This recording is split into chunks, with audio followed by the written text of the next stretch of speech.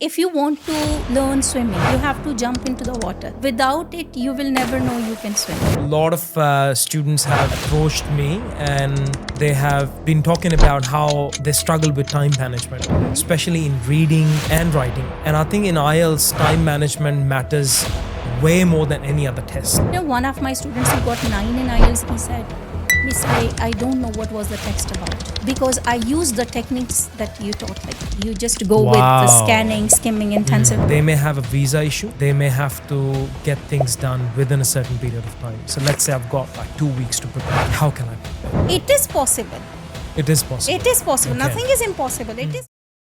Welcome to Englishwise podcast. This is a really special one and close to my heart. Today we have Iram Shazadi, who is a phenomenal trainer. She's an IELTS trainer, over 13 years of experience, and she has taught more than 500,000 students. It's no exaggeration. It's the truth that really excites me. And I am really looking forward to this podcast myself, because I feel anybody around the globe who is planning to sit for the IELTS test is going to get a lot of value from this podcast. Welcome, Iram. How are you today? Thank you so much. I'm good. Thank you. That's awesome.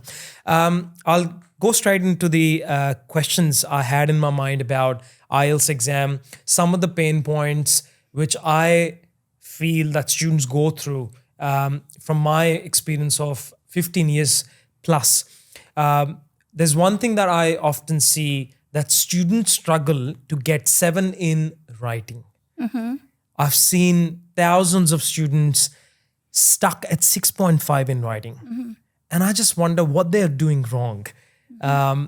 A lot of times students feel that there's something wrong with the structure, with the company itself who conduct IELTS. They intentionally don't want to give you 7. Is that a truth? And if it's not the truth, what do they need to do to get 7? Sorry, I asked too many questions, but I think no, they're relevant. it's okay. It's okay, because a lot of students are struggling with IELTS writing. That's true. That's for sure true.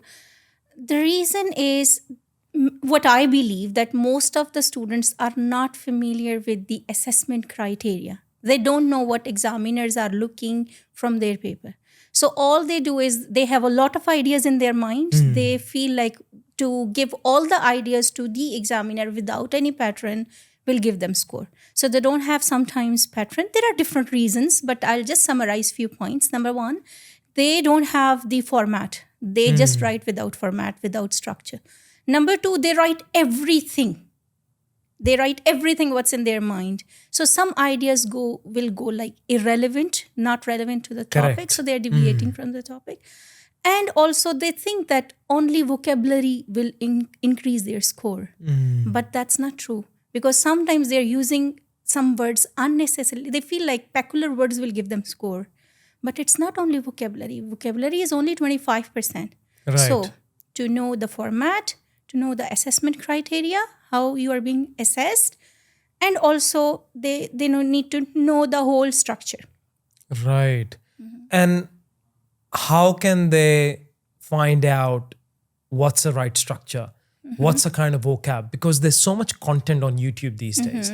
There are so many resources. If there's someone sitting in, let's say, Saudi, who wants to sit for the IELTS test, how they're going to get the right structure? Okay. So there are materials online. That's true that a lot of people, if someone will post something online, they trust every person. But how can you sure that that is authentic material that Absolutely. you are using? So you should go with IELTS official material practice rather than going for the local trainers, because English teacher is different than an IELTS trainer. There is a difference. So instead of going around every person, they just stick with official IELTS website. Secondly, they need to know the format. Okay. And then again, as I said you earlier, it's connected in line with what I said earlier, that they need to know the exact authentic material, the pattern, assessment criteria. For vocabulary part, it could be only for topic specific, because vocabulary is very comprehensive. They cannot memorize all vocabulary or the whole dictionary, but they can just work on the topics. Right. Um, there are these resources, but then how important do you think coaching is? Like, you've taught so many students over the years. What do you think? How important is coaching? Do you really have to go for IELTS coaching, or you can follow the official resources from IELTS and then get the score? That's a really good question. Yeah. It's very crucial to go for the training, because there are people who think that my English is good, so I don't need to go because it's an English test. So I don't need to go for any specific training. But let's say you are wrong in reading some of the questions. There are some questions, tricky questions, okay?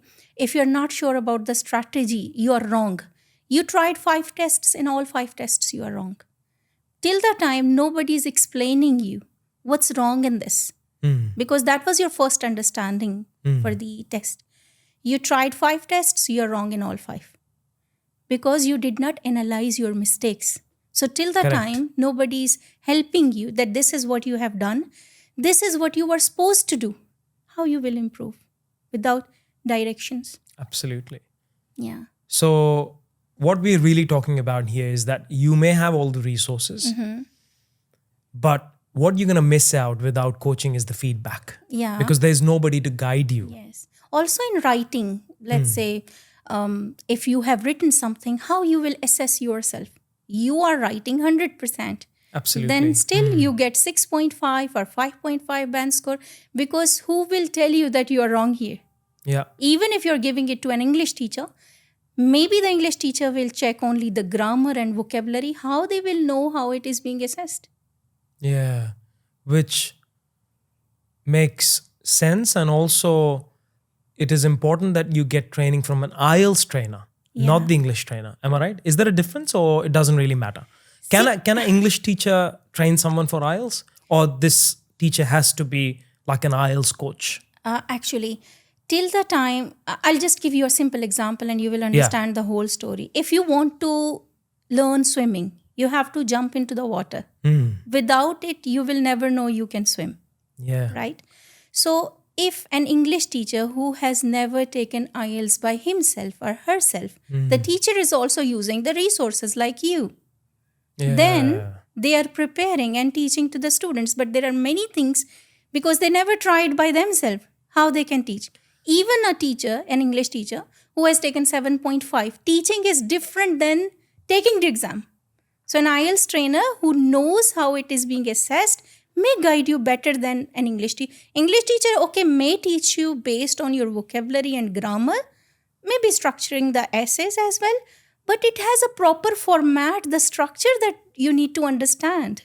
And I cannot agree more than this. I always make sure that anybody who trains IELTS in our institute in Englishwise is someone who's done the test himself or herself. Yes. Because if you've not done the test, then I think you can't really teach, because you've not gone through the experience yourself. Yes. So it's important, guys, if you are going for IELTS coaching, make sure you check with the trainer, make sure you check with the institute whether the trainer has gone through the test, the official test.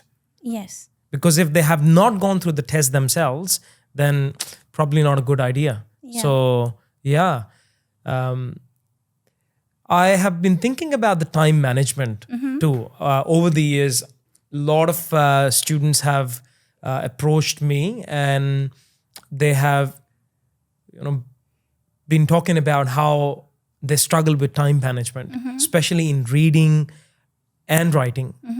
And I think in IELTS, time management matters way more than any other test. Yes. For example, PTE is a popular test, but we don't see time management a very big issue there. But in IELTS, time management is very important. Yeah. What are your thoughts on time management? Can you give the audience 3 most important tips for time management in the IELTS test? Okay. So I'll just divide up for the Yes. reading and the writing, because these two are different tests. Yeah. So first, let's say for the reading, how do you manage time? Academic and general, they both have different tests in terms of text that is given. So for general students, section 1 is a bit shorter than the other sections. 1 is short, the second one is a bit longer, Yep. and the third one is the longest one.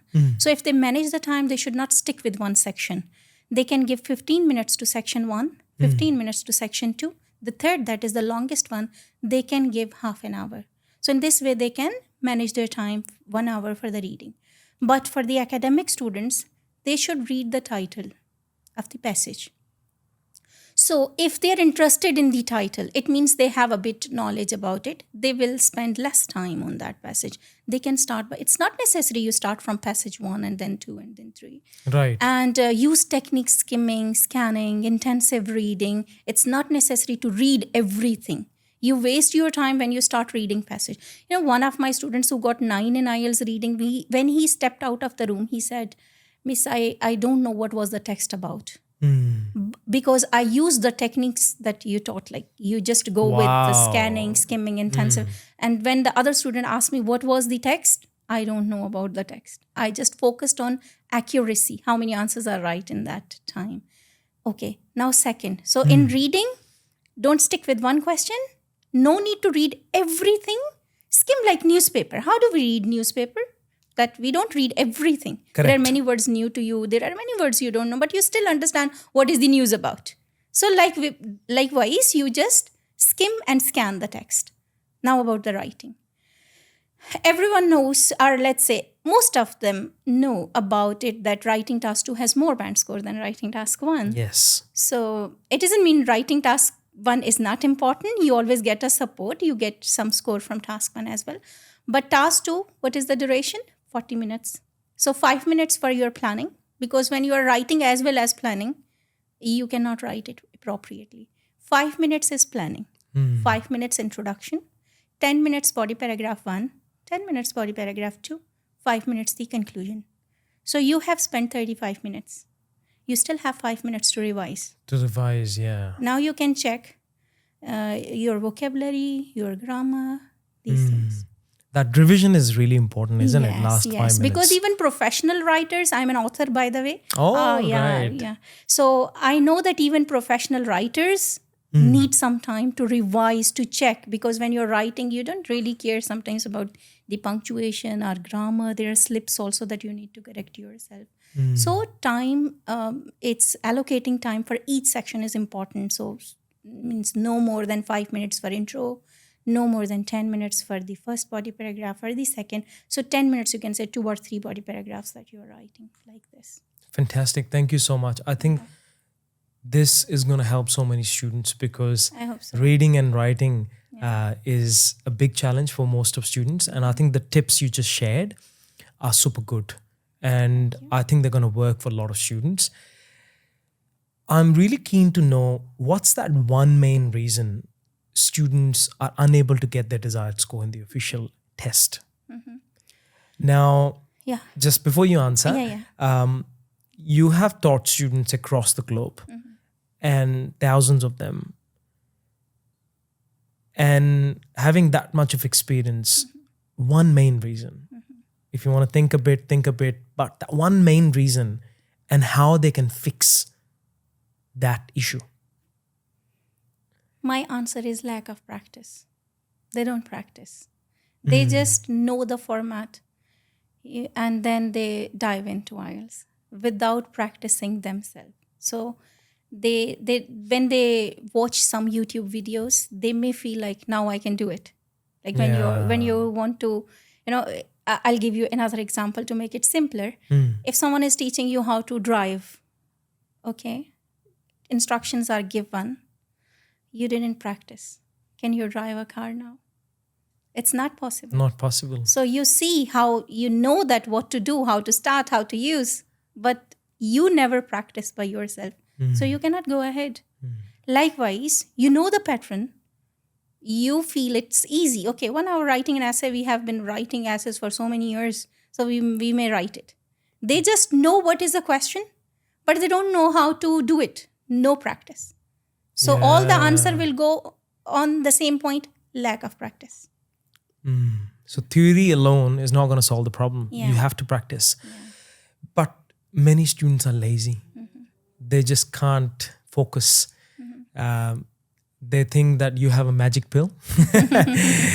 You'll give them that magic pill and they'll get the score. But I know it doesn't work that way. How can they be motivated to practice? Like, is there a formula that they can follow which will kind of initiate that practice mode within them and they're not going to be lazy anymore? Like, is there any strategy, is there any tip that you can share with them so that they feel like practicing, they don't feel like being lazy? Okay. So now the answer is, if you will start practicing the whole mock test, let's say you said, I'll practice, I'll start practicing the whole test, and it's 2 hours, 45 minutes around. You are demotivated. You cannot allocate the time. Yeah. You never have 2 hours to study. As you said, if they are lazy, So what they will do, they cannot courage to sit for 2 hours and 45 minutes there. They can divide up, schedule themselves. What I can say to IELTS students, that you can divide up your tasks. You can schedule yourself. Let's say one day you have 30 minutes, you can practice listening. Next day, you can do writing. Next day, you can do reading. You can divide up. If you started reading, you're fed up, change the module. You can try something else, because when you don't get score, or if you don't understand what happens, you're demotivated. You will just go away. You don't want to study anymore because you are not understanding it. If you don't understand one thing, you can take some time. Maybe you will understand. There are many things we understand a bit later. Yes. So likewise, maybe if you stopped, let's say you were doing reading and you're fed up or tired or you have headache, because most of the people are not reading now, they can start writing. So scheduling themselves is important. Yeah. Yeah. Thank you so much. I think that was very helpful. Paraphrasing. Can you talk a little bit about paraphrasing and how important it is in the IELTS test? It's really crucial. Paraphrasing is the key, I would say. Let's say even if it is listening, it's not whatever you are listening, you are writing.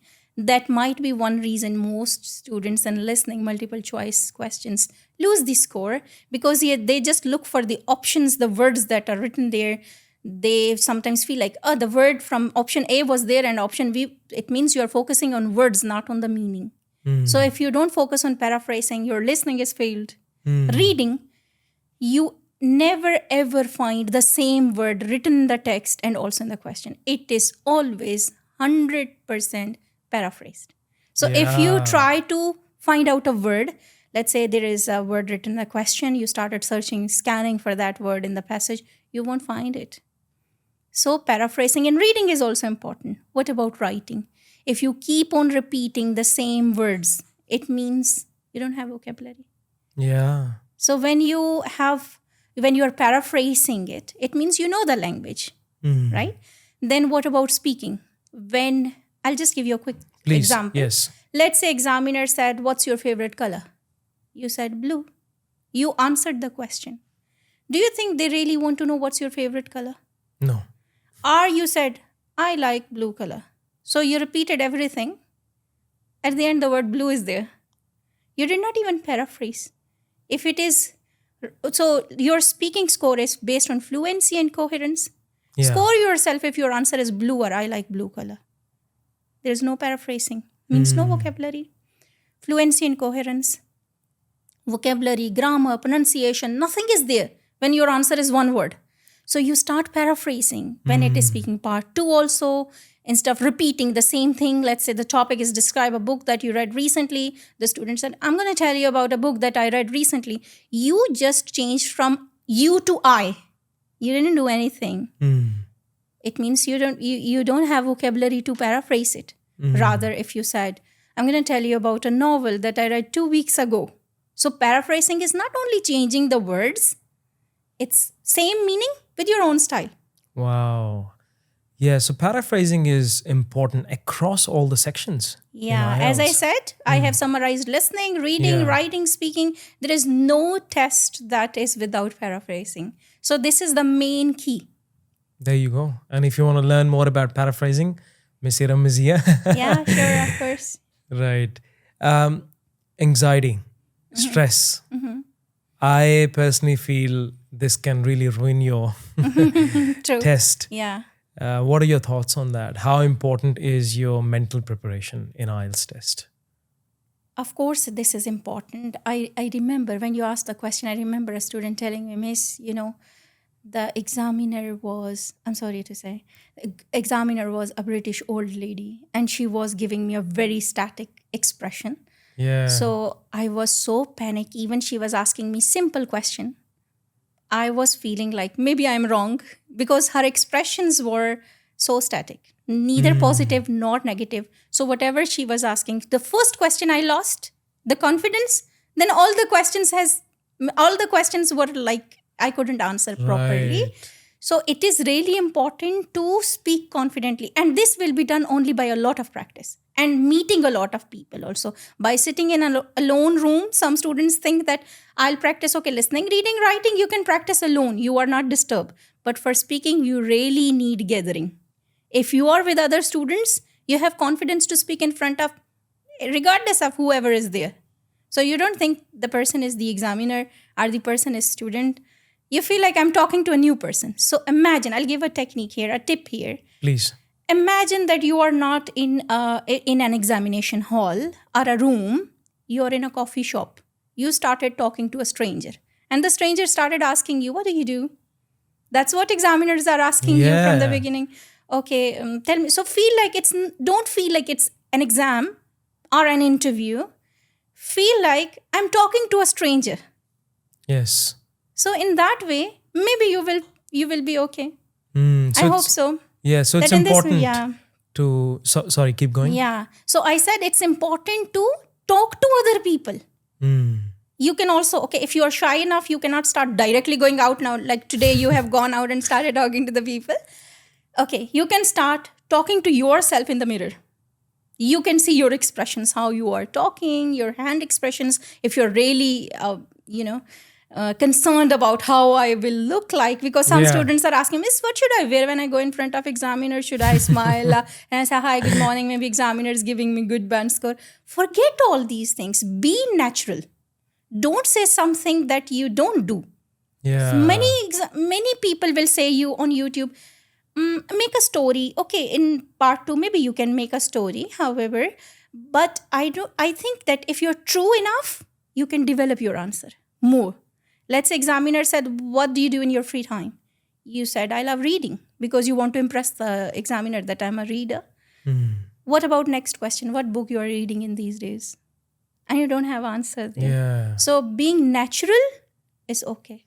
What if someone likes to do nothing? Then they can say... It's okay. If someone will ask me, it's something ridiculous, but I'm telling you, if someone is asking me, what do you do in your free time? I would say, I love sleeping. And I have a lot of reasons to tell you that why do I love sleeping. But if I would say something that I don't do, I cannot defend myself in the next question. But no is not always the answer of every question. Let's say examiner said, do you like reading? No. Do you write? Sports? Do you like sports? No. So if you say no also, you stop your answer. Yeah. You need to, there are techniques that how do you develop? Okay, I don't like reading much books, but I love reading newspaper or brochures, or I love writing. You can turn up the question rather than sticking with one thing. Do you like, you said about blue color, you could divide up your answer by saying a lot of colors. You could say in summer and winter, you have different choices in colors. I see. So dividing up the answer and all these things matter. So what I understand is it's not the content that matters. It's about fluency. It's about the pronunciation. What they really want to see is that can you actually explain or talk in a fluent English? Am I correct? Yeah. Is that what they're testing? True. Right. That you are able to talk in any situation. So they're asking you familiar questions. These are, if someone is asking you in a coffee shop, what do you like in your free time? How would you answer? So you answer that way. The more spontaneous answer you have, don't memorize the answers. Give natural answers. If you are memorizing some answers, maybe you cannot speak with fluency. You will affect your fluency. Coherence also. You will start somewhere, you will reach somewhere else. So better to be natural. That's see. what do I recommend. And does accent matter? Okay, this is a good question. I say that even if you check band descriptor for the speaking, there is no score for the accent. Score is for pronunciation. So as long as examiner can understand what you are saying, you get score. Right. When you try to change your accent the last day in front of the examiner, I say don't try to be British the last day. You may affect the pronunciation as well because you have developed an accent from the very beginning. Yeah. So one day if you say you can change your accent, that's not going to happen. Yeah. You need a lot of practice. Okay, if you really want to change your accent, you listen a lot of English news, English movies, English programs that may affect your speaking pronunciation. But in IELTS, there is no score for the accent. Okay. Yeah. Going back to my question that I asked a while ago, a lot of students might feel very anxious on the test day, not just in the speaking room, but also when they're doing reading, listening, and writing, because there's time pressure too. These are all time-bound modules when you are there on the test date. How can you really calm yourself down, and what sort of preparation you should do just before the test? Okay. So it's again a really interesting question that when you reach exam, you're already tired. Okay. And when you start listening, your mind is also not activated. So few questions you will lose only because you are not ready. Reach the exam room or hall a little early. Not right, late, very late. You reached late. Now you are already late. One impression. It's all about our mind, what we are thinking. Absolutely. So you know that I am late. You are already in panic. You feel like I'm late. You reached there. Your mind is not activated for the listening. They started listening all instantly. Yeah. Meanwhile, you are into the test. You lost some of the answers, right? When you lost listening, you started reading. You're thinking about listening now. Okay. Now your reading is not good because you still think about I lost this. You have gone to the writing. Now you're thinking about your reading. So you don't perform. It's all connected. The time you enter into the exam hall, the time you end your exam, it's all connected. You need to calm yourself. Okay. For this one, I'll give you another tip that what students can do. That they need to practice some mock tests, listening, reading, writing. Yeah. Not regularly. Regularly, they can divide up. Because if they will do mock tests every day, they will either improve or maybe they will sometimes drop the score. So they may be demotivated if they are practicing the last day one mock test. A student practicing a mock test a day before, he got lower band score. And the next day is his exam. He knows that yesterday my score was this. So how I will perform now? Yes. Last day mock test, I never say. Once in a week. Yeah. One day you are doing listening, one day reading, one day writing. Okay, speaking is anyway, when you are talking to people, you are already practicing for the speaking. Then you can go one day for full mock test. Then again, listening, reading, writing, and one day complete mock test. Like this. But final day, don't practice any mock test. You can just see the format, the techniques that you have already compiled. You can look at the writing structure. You can just analyze your mistakes from the previous practices, but don't try anything the last day because it will start from there only. True. I see so many students on the exam day in the morning scrambling through the notes, Yeah. trying to go through all the techniques. I don't think it's a good idea, isn't it? Like, what should you ideally do the test day in the morning? How does your morning should look like? It should start with a very good breakfast. I see. So you don't need to last moment. You cannot change. It's a global recognized test. So you cannot prepare in that half an hour or in that 1 hour. Yeah. So, just chill. Yes, take it easy because if your mind is okay, you are comfortable, you're not in panic, you will perform better. Yeah. That's right. Yeah. Thank you. Scoring pattern is also quite interesting in IELTS. Can you talk a little bit about the scoring pattern? Which questions or which module? Actually, to be specific, let's talk about which questions are most important in IELTS. Are you supposed to be giving your best in all the questions? Or in other words, do you have to focus on all the questions across IELTS modules, or you can just focus on few and the other few you can just not worry about too much? Okay. So I'll divide up it in modules. Yes, let's do that. Let's first for the listening section. Yeah. So in listening, score is clerical based on right and wrong answer, regardless of section. So some students are worried about section 4, I'm not getting. Don't worry about section 4 or section 1 or section 3. You focus on overall. Overall, how many answers are right. Okay. So there is no specific question that is giving you score. It's how many answers are right. Right. Okay. So let's say a student is telling that I don't get score in multiple choice questions or in a map question. So it's okay. You focus on overall. If you're getting score overall, it's fine. Then for the reading, again, score is clerical based on right and wrong answer. So it's not that section 3 will give you more score or passage 1 will give you more score. It's how many answers are right. There is no negative marking. You are not penalized for anything. So you can even guess for the answer rather than leaving it blank. Okay. You left a box blank, you don't have score. But what if you wrote A and A was right? If it is multiple choice question, for an example, you got a score. So you try from your side instead of leaving everything blank. You try even if you are not done with the exam. Then for the writing, score is, it's not based on one specific area. The score is divided on task 1 and task 2. 1/3 score for task 1 and 2/3 score for the task 2. And both are assessed in 4 areas. The first one is fluency and coherence. No, this is writing. So the first one is task achievement and task response. Yes. Where you get 25% score. So it's not only the content that is giving you, the format that is giving you total band score. It's only 25%. Then the second one is coherence and cohesion. That is also 25%. Then next one is lexical resource, the choice of vocabulary you are using. Okay. So it's not 100%. You see, some people say that I don't have vocabulary, means that's why I'm not getting score, or my grammar is bad, I'm not getting. Grammar is also, GRA means grammatical range and accuracy. So 25% score for your grammar. So you cannot say that it's only grammar. Grammar should not always be blamed, or vocabulary should not always be blamed for getting a lower band score. Then speaking is also divided in 4. The first one is fluency and coherence, how fluent you are. So it's not how fast you are speaking, how fluent you are speaking.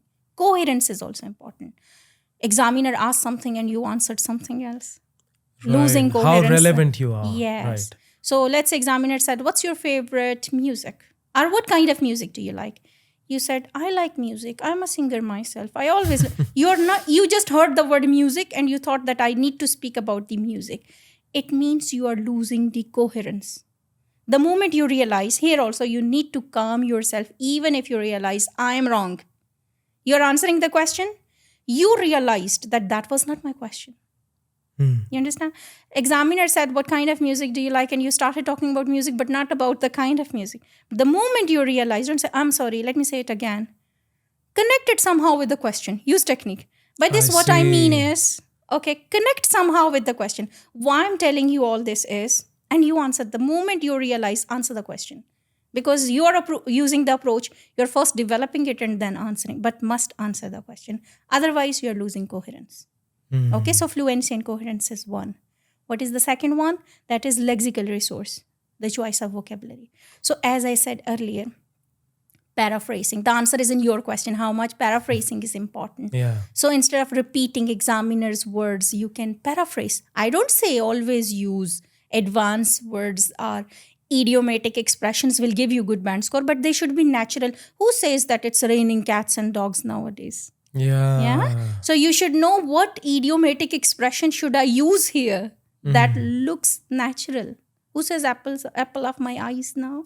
So you should say something that should be natural. So instead of memorizing some of the idioms may not work. Okay, 25% score for vocabulary. Then 25% score is for grammatical range and accuracy. Sometimes you make grammar with your accent, your sound, your intonation as well. Okay. It's not necessary should be. Have you ever noticed that English people also don't care much about grammar? Correct. Yeah. Yes. So you change your grammar with your sound itself. I say, for instance, there is a student. I say, I'll ask the people who are watching me. I say, you are a student. It looks like I'm telling. If I say you are a student, same sentence structure I have used, That's right. but I asked a question. It's a question. Yeah. So you understood that I'm asking a question. Now the listener will not say that grammatically you didn't ask, are you a student? So sometimes you can overcome your grammar mistakes in this way as well. Yes. Tonality. How you basically say How things. do you say things? Yes. And finally is the pronunciation. Again, I'll repeat, pronunciation, not accent. So as long as examiner can understand, you're effortless to understand, you'll get 9. Don't work on your pronunciation at all. You work for fluency. When you work for fluency, automatically you need vocabulary. You will work on vocabulary. Yes. Automatically you will make sentences, grammar. Right? And you are using pronunciation anyway in all the words. Yeah. Yeah. Makes so much sense. Wow, this is so helpful. Like Thank you're you. giving away such valuable tips and tricks. And I'm pretty sure, guys, if you're watching this video, please share with your friends. Please share with people who are planning to sit for the test. I believe this is more like a masterclass. If you can really execute what Iram is talking about in this podcast, you can really improve your scores. And thank you so much once again for sharing such a valuable knowledge which you have accumulated yourself over the years. My next question would be around misconceptions. As I said, a lot of students miss their desired score by 0.5 band, according to my observations and experience over the years. What are the common misconceptions? Let's talk about 3 main misconceptions when it comes to the IELTS test. Okay. So there are a lot of myths about IELTS. There are a lot of misconceptions about IELTS. The first, the key is in the speaking, because it's connected with my previous question, that they feel if they speak like native, they will get more band score. But that's not true. Okay, because score is based, as I said, divided in 4 areas. Number 1. Number 2 is in writing, they feel that memorizing some words will improve my score. They just focus on the vocabulary part. And the third one, in reading and listening, they feel like only practice will improve my score, but you need both simultaneously. Practice the feedback. Yeah. If you practice once, you didn't get score. Second time, you will do the same mistake because you did not analyze it. So only practicing 10, 20 tests will not improve. You need a proper feedback, guidelines that what's wrong in this. Wow, thank you so much. That was really to the point. And I think if you guys can work on this, there will be some improvements. How long do you think a student needs to prepare for the test? It differs from person to person. Okay. Is there like a standard or average time? No, there isn't. I won't say there is a standard average time. Every person is different. Yeah. Some people are weak in reading, some are weak in writing. Every person is different. So when you analyze, what you can do is you can do one initial assessment. You will know what's your weakness, what's your strength. So which module needs more work. You can work on that, but don't stick with one. You need to practice on all 4 modules anyway. So the main point is first you know yourself, and then it's different from person to person. Yes. Maybe one module will take less of time. Some people may understand listening maybe faster than the reading. That's more comprehensive. Writing also maybe. For speaking, they need maybe short time. Right.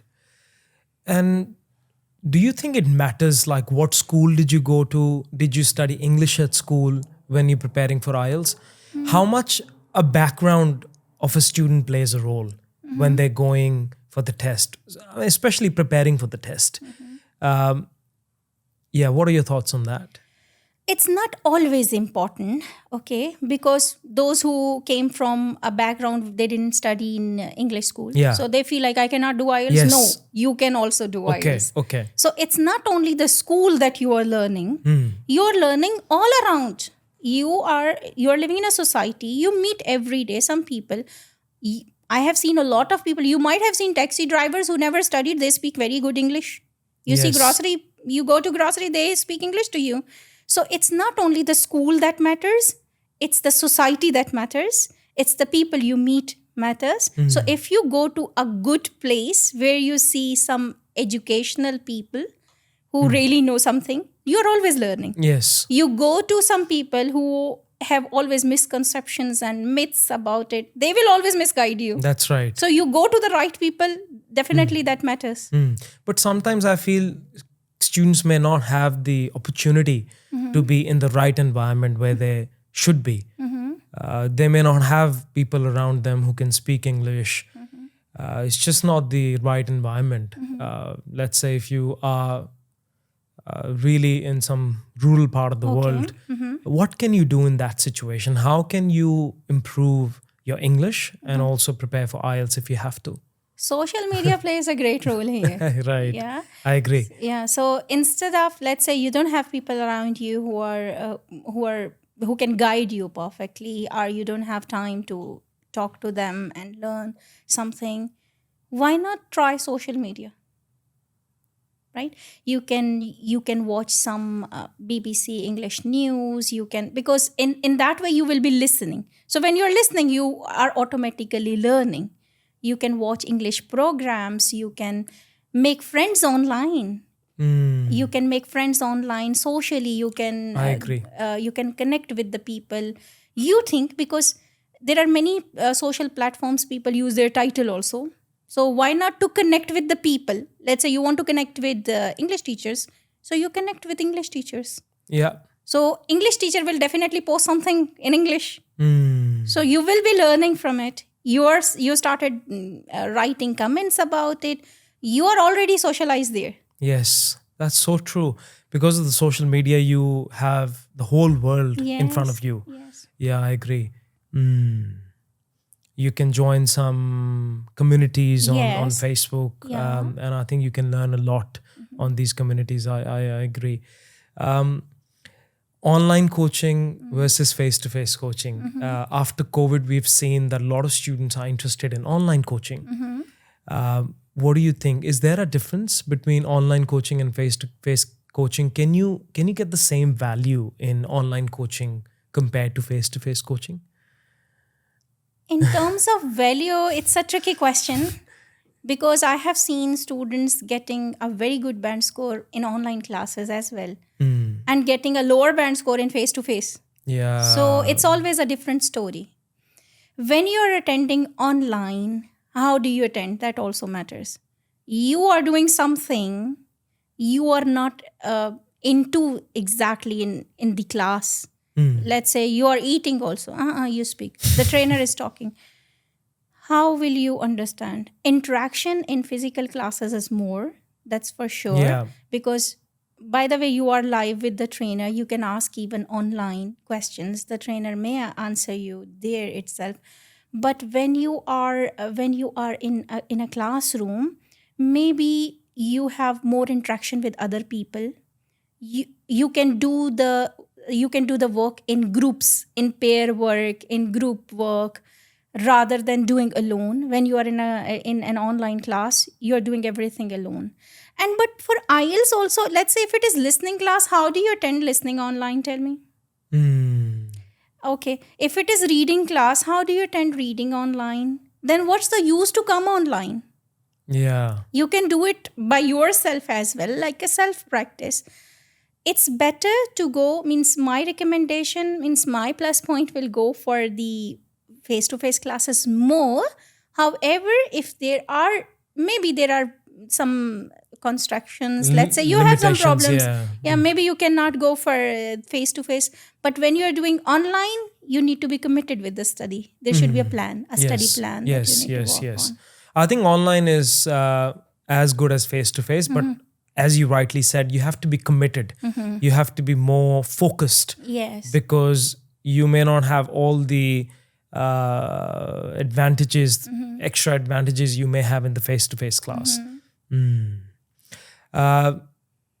Any other thing that you feel can really change the game in the IELTS test, any particular secret that you might want to share, something, maybe that one thing which a lot of students have no idea about, a kind of information which is not available online, you've learned, you've come across through your own personal experience of teaching. What is that one thing that can really change the game for students? I know there's no magic pill, as we discussed. There's no shortcut. You got to practice, but maybe that one thing that can really enhance their preparation and scores as well. Motivating yourself is important. Nobody can push you till the time you are not motivated by yourself. No words will motivate you. You yourself will take the step. Wow. You need to take a step to work. And what is that work? It's not a hard work. It's not like very difficult. It's only make a study plan. Only study plan matters. You can, I'll just quickly share a short plan. Yes, that'll be great. First, go for the orientation or introduction to the IELTS. Know all the modules. You need to be familiar with the test. That how is the listening, how is the reading and writing and speaking. First, introduction of IELTS. Number 2, do an initial assessment. So you will know that what is my current level. Am I able to go to the exam right now? Because you may think that I am ready for the exam. So that initial assessment will open up your eyes. Yeah. You will know that where I am weak, what's my level now. Then you will, after initial assessment, select the right place that can guide you. Okay? Instead of searching randomly everything, search the right place who can guide you, right person who can guide you. Then try another mock test and see the difference. So it will go simultaneously. I will say in one sentence or one phrase that only listening lectures will not improve your score. You need lectures, you need practice. Then again lecture, then again practice. So it will go hand in hand. You cannot focus only on one thing. What I understand is you need a systematic approach. Yes. That's what I said, that a study plan. That one day I'm taking the test, next day I'm learning. The next day again I'm taking the test to know whether I have learned something or not. So you will know yourself, I'm ready for the exam now. Yes. Thank you so much. I think this is really helpful for students who probably have no idea how to start. And I think what you just mentioned will give them a bit of structure as to how to start preparing for the test. So many students leave things until the last minute. As we are coming towards the end of the podcast, I think this is the right question to ask. A lot of students want to prepare last minute. And some of these students may have some restrictions. Ideally, yes, you should prepare well in advance. That's what I believe. And I'm pretty sure you would agree to that. But sometimes they ignore the preparation and they leave it until the last minute. They may have a visa issue. They may have to get things done within a certain period of time. So let's say I've got like 2 weeks to prepare. How can I prepare? I need 7. I'm sitting at 6.5. I've got about 2 weeks of preparation. Okay.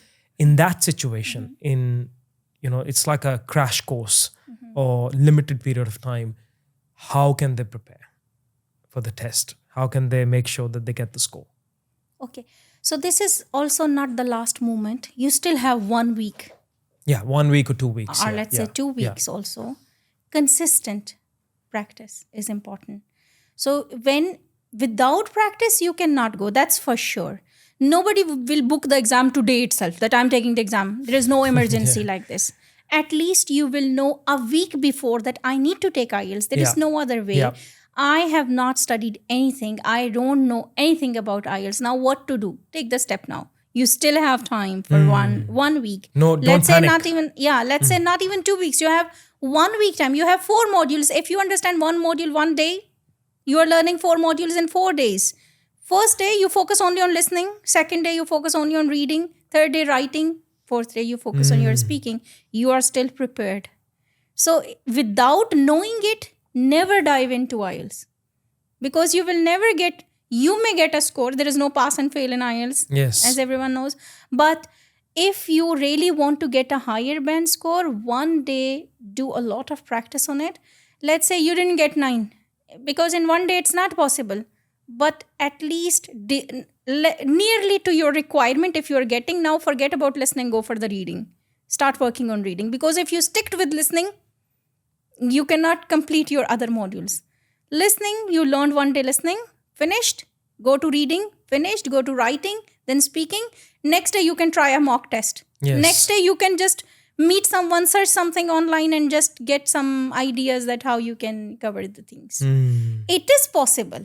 It is possible. It is possible. Okay. Nothing is impossible. It is possible.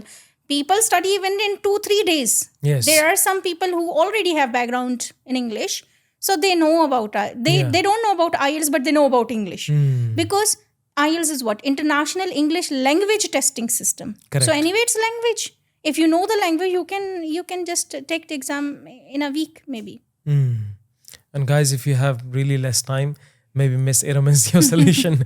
You can contact her and she'll probably be able to guide you. I'm going to ask my last question.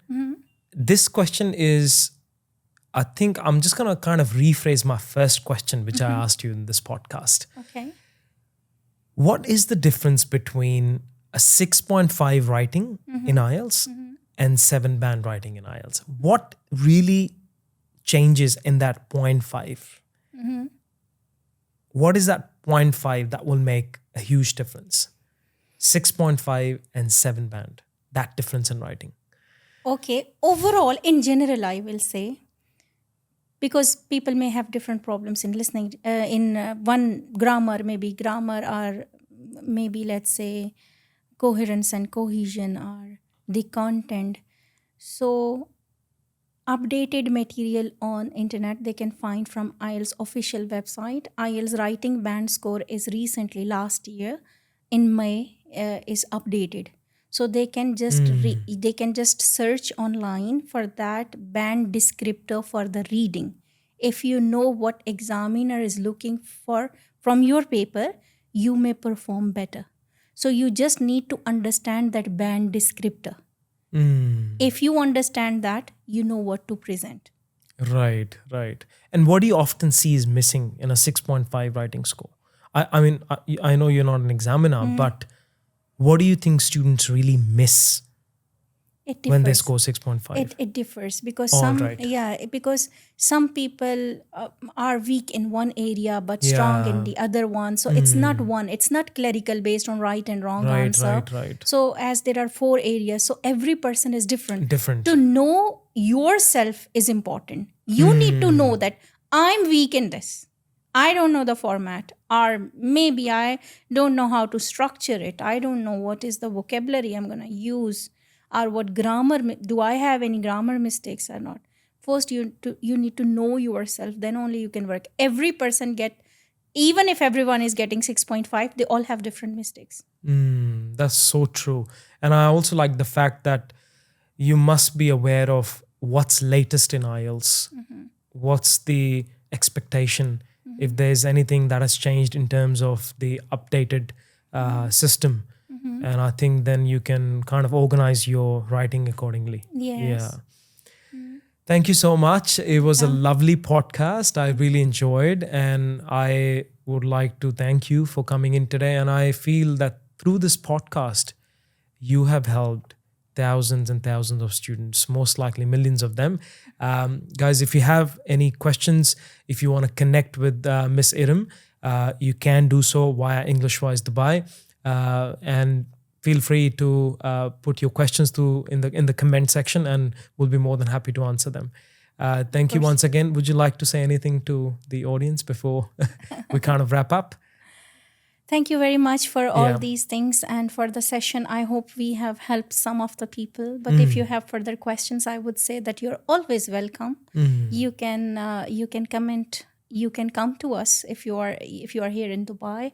You can come over and it's free consultation. We won't charge you anything for giving you any suggestions. Yeah. So if you have anything, you can ask. And if you want to do self-practice, we will help you for that as well. We will Yeah. tell you a study plan. Thank you. There are a lot of things that we can help you, but share your thoughts. Yes. Till the time you don't share, we don't know what's in your mind. Absolutely. So And practice makes a man perfect. 100%. So you need to practice a lot. Yeah, and thank you for sharing genuine tips, some free resources as well, because sometimes there are students out there who can't afford coaching. And I think through this podcast, a lot of students have got, invaluable insights into how IELTS work.